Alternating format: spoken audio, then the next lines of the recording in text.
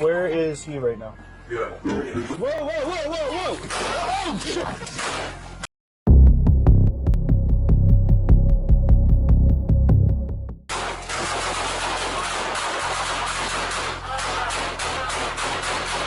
In the so-called land of the free, incidents happen every day. The suspect raised a long object and acted aggressively. An officer backed away but stumbled. While falling, he responded instantly. Around 10:07 p.m., March 8, 2024, State of New Jersey, Hamilton Police Department received a call about a domestic disturbance. The suspect was later identified as 44-year-old Vincent Correa. 3 minutes later, Officer Derek Fiabane arrived on scene with Officer Paul Pibermalley.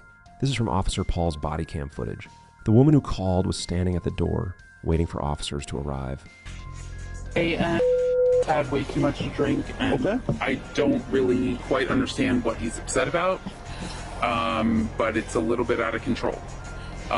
He does have a lot of guns in the basement. He's a hunter, things like that. He's not me specifically, Right. but I'm not able to reach him. And I don't really understand what's happening. Don't really understand the tablet, the woman told the officers. Her husband was drunk. His behavior was a bit out of control. Even as his wife, she did not dare to get close to him. And he was still fiddling with a dangerous item. She feared something uncontrollable might happen, so she decided to call for help. After learning the situation, the officers prepared to go in and talk with Vincent. You just want to hang out here with my partner? I do, absolutely. My dog is very sweet. She's big. She's not... Oh, I'm good with dogs. Hey, Charlie. Where is he right now? He's probably in the basement. If you want, I can lead you through. It's not like a bad situation. Just as the woman finished speaking, the situation suddenly escalated. Vincent came out of the basement holding a long object. He also had another item at his waist, clearly in a confrontational posture. And then he quickly invoked the so-called castle law, taking action as if defending his territory. After Officer Paul made a move, his sidearm jammed at that moment. His partner Derek ended up taking the brunt of the attack and immediately fell to the ground because of radio interference. There was no sound recorded here. By the time Paul adjusted his equipment, Vincent had already been fully subdued by his partner's response and was lying quietly, no longer resisting. Now let's take a look from Officer Derek's perspective. My dog is very sweet. She's big. She's not... I'm good with dogs. Hey, come here, Charlie. Where is he right now? He's probably in the basement. If you want, I can lead you through. It's not like a bad situation, but...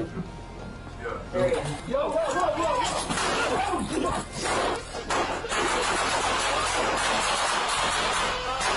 Seeing Vincent raise his weapon, the two officers immediately hid behind a wall and drew their sidearms in an instant. But Officer Derek, who was behind them, tripped while stepping back and was forced into direct confrontation. Fortunately, Derek's skills were solid.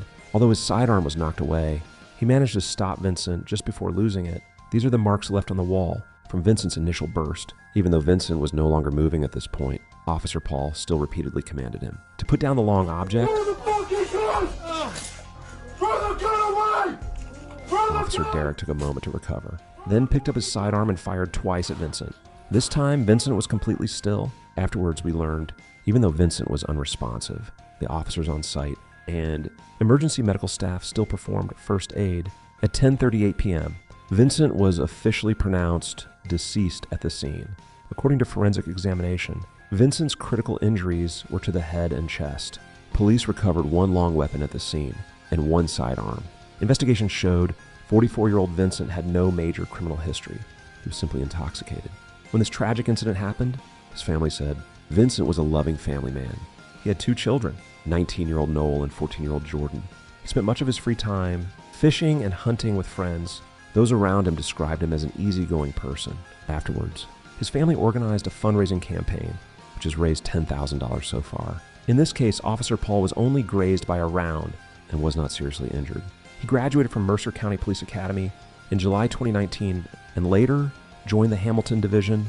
With 5 years of law enforcement experience, his partner Derek is a veteran with at least 10 years of service. He was seriously injured in the hip and left arm, but discharged a week later and is still recovering at home. After the incident, both officers were placed on paid administrative leave.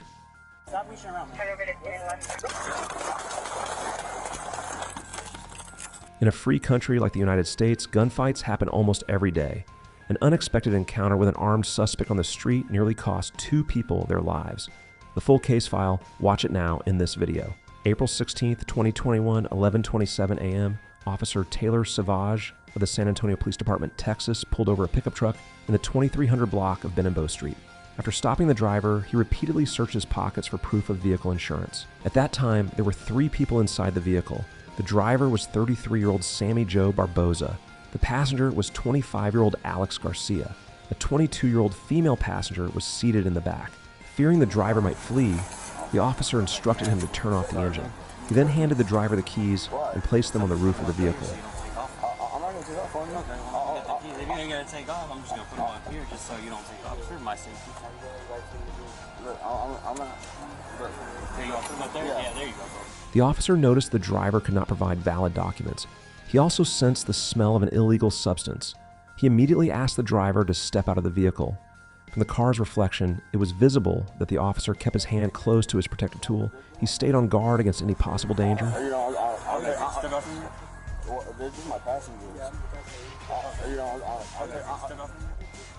Okay. Why? I told you to step out. Whoa. I'm not doing that. I'm trying to give you my insurance card. It smells like marijuana. I need you. I'm sorry. Yes, I did smoke. I did smoke earlier, but it's the smell. Okay, I'm being honest with you. We'll figure that out. No, well, I'm being honest with you. The driver and the passenger next to him both refused to step out and cooperate. They kept stalling and making excuses. Suddenly, the passenger in the front seat shouted, "Give me the object." Huh? Stop and turn around, man. No, I thought you wanted me to get the insurance card. No.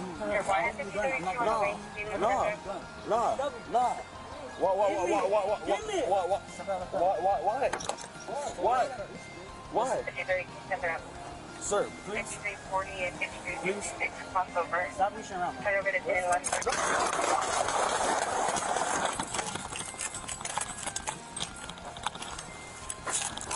Shots fired, shots fired, shots fired!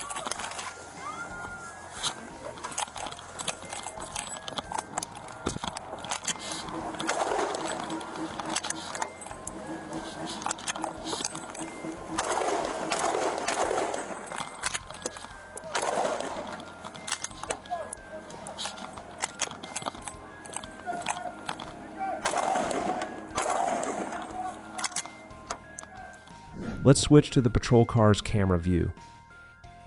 The passenger in the front seat was the first to open fire. One shot hit the officer's hand, causing his service weapon to fall. Another round struck the officer's radio.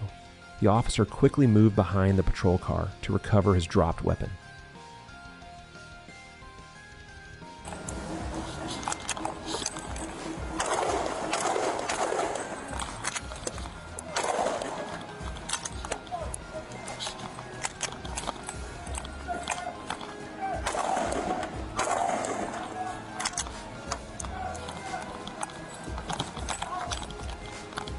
Although his hand was already injured. Shots fired. Call the police! Call the police! Afterward, it was learned that the driver, Barboza, and the passenger, Garcia, were pronounced deceased at the scene. The 22-year-old female passenger suffered a serious injury to her upper body, but fortunately, she survived. Authorities did not hold her responsible. As for the 2 suspects, police did not release details of their criminal history. Officer Savage remained on the scene waiting for backup. Once reinforcements arrived, he was transported to the hospital. A bullet had passed through his hand, but after treatment, he was able to recover at home. Officer Savage, 27, is a military veteran and had served with the San Antonio Police Department for 5 years. Following the incident, he was placed on paid administrative leave. Police Chief William McManus stated that the officer was very fortunate. Being hit only in the hand at such close range was seen as a sign of providence. 1 year later, the Bexar County District Attorney's Office ruled that Officer Savage's use of deadly force was justified, and he would not face criminal charges. And that's everything for today's video. Thanks for watching all the way to the end. If you found this video interesting and helpful, don't forget to give it a like. It really helps motivate me. And if this is your first time here on the channel, please hit that subscribe button and the notification bell next to it, so you won't miss any videos in the future. What are your thoughts on today's topic? Leave a comment down below so we can discuss it together. Lastly, if you know anyone who might be interested in this content, please share this video with them. Thank you all so much, and I'll see you in the next video. Bye-bye.